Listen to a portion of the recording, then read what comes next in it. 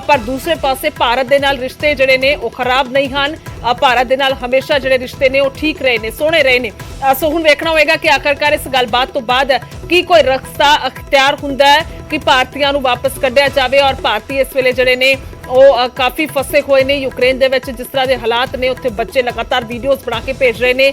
बंबारी हो रही है। खारकीव तो लगभग जिहड़ा रूस दे कब्जे दे विच आ चुकी है और कीव की भी तैयारी कह सकते हैं।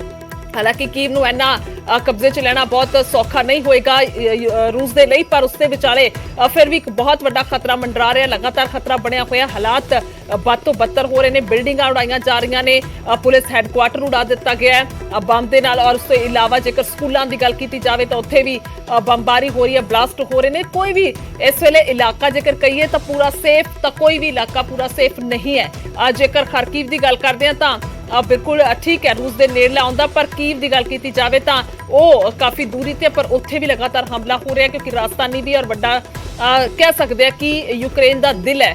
यूक्रेन का दिल और दिमाग दोनों ही कह सकते हैं कीव नूं। सो कुल मिला के यूक्रेन इस वेले स्थिति जिहड़ी है गंभीर है, पर दूसरे पासे भारतीय विद्यार्थियों नूं किवें कढिया जाना है, ये बहुत बड़ा इस वेले टिच्चा भी बनया होया और एक बोझ भी है कि किस तरह के नाल सुरक्षित सारन वापस लिया। क्योंकि इस विचाले दस्सण योग भी है कि एक भारतीय की पहला मौत हो चुकी है और दूसरी मौत अज हुई है जो बरनाला दा सी। हालांकि उसकी बीमारी दे नाल मौत हुई है, पर कुल मिला के इलाज नूं लैके भी कमी आ रही होगी जो हस्पतालों से हमले हो रहे हैं, स्कूलों से हो रहे हैं, आम रिहायशी इलाके उड़ाए जा रहे हैं बंब दे नाल। सो कुल मिला के वो भी एक बड़ा कारण मन्निया जा सकता है। सो 2 लोग हुण तक भारत दे मारे जा चुके हैं।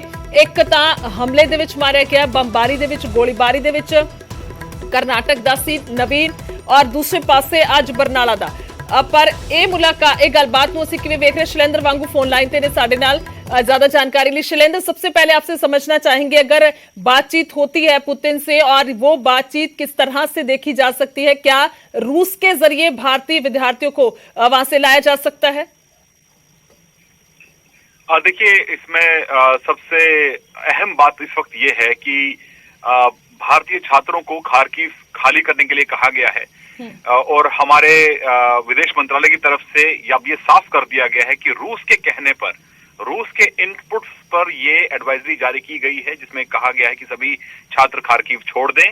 और जो 3 लोकेशंस बताए गए हैं वो वहां से 10, 12 और 16 किलोमीटर की दूरी पर हैं और ये तीनों इलाके भी रशिया ने ही सजेस्ट किए हैं भारतीय छात्रों के लिए, यानी कि भारत ने खुद ये जगह नहीं चुनी है। रूस के कहने पर भारतीय छात्रों को वहां जाने के लिए कहा गया है। मात्र 2 घंटे का वक्त बचा है और MEA ने साफ कर दिया है, विदेश मंत्रालय ने और भारतीय दूतावास जो हमारा यूक्रेन में है उन्होंने साफ कर दिया है कि किसी भी तरीके से खारकीव छोड़ दीजिए, चाहे आपको बस, ट्रेन या यहाँ तक कि अगर पैदल भी जाना पड़े तब भी आप खारकीव छोड़ दीजिए। तो ये कहीं ना कहीं कोऑपरेशन दिखाई दे रहा है इस संकट की घड़ी में रूस और भारत के बीच में, क्योंकि भारत साफ कर चुका था रूस के साथ एक सिविलियन के मारे जाने के बाद, जो कल एक स्टूडेंट की मौत हुई है खारकीव में, जिसके बाद भारत ने साफ कर दिया था और एम्बेसडर को बुलाया भी गया था एम्बेसी में, माफ कीजिए विदेश मंत्रालय में, और उनसे साफ कर दिया गया था कि भारतीय छात्रों को एक सेफ पैसेज मिलना चाहिए, एक सुरक्षित रास्ता मिलना चाहिए ताकि वो उन कॉन्फ्लिक्ट इलाकों से बाहर आ सके। तो ये उसी कोऑपरेशन का नतीजा है कि आज खारकीव में अब महज 2 घंटे बचे हैं और महज 2 घंटों के अंदर शाम 6 बजे स्थानीय समय अनुसार सभी भारतीय छात्रों को खारकीव छोड़ के इन 3 इलाकों में पहुंचना है। बिल्कुल शैलेंद्र, एक आस कह सकते हैं या उम्मीद की किरण कह सकते हैं अगर ये बातचीत सफल होती है। बहुत बहुत शुक्रिया, धन्यवाद तमाम बातचीत के लिए।